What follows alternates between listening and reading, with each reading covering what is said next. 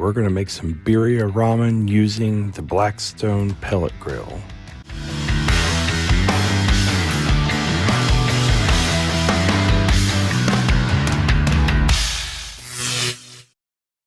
We're going to start by setting our pellet grill to about 270 degrees to let that preheat.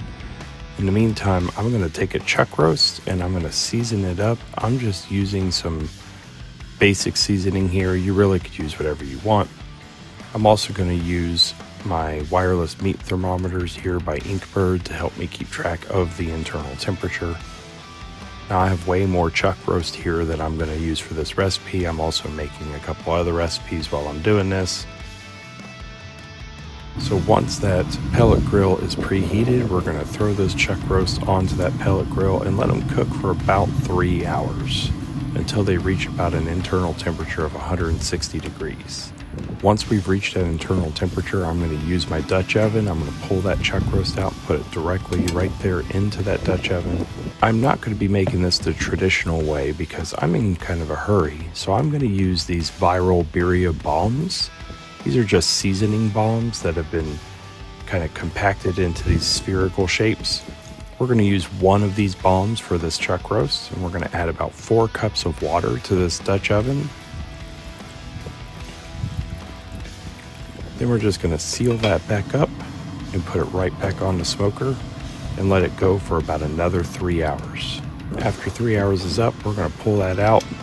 That birria bomb will have completely dissolved into that water, and that chuck roast should be fallen apart tender. You should be able to just pull it apart with your hands and shred it up with your hands. Now to make the ramen, I'm going to separate the shredded meat from the consommé that I have made with the water. So I'm just going to use a strainer here to kind of pour that consommé into a pot on my stove. And then I'm going to use that seasoned consommé water and throw my ramen directly into that. Just using a regular pack of dried ramen here. While it's cooking, I'm going to go ahead and prep my toppings, which is going to be some fresh diced onion and some cilantro. Get those all chopped up good. After about 5 minutes, my ramen is fully cooked.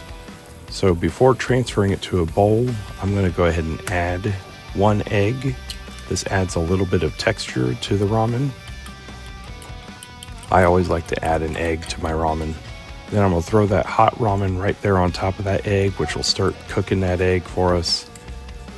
Then I'm going to throw in some, I'm not sure how to say this, Oaxaca cheese, I think, which is traditionally served with birria tacos.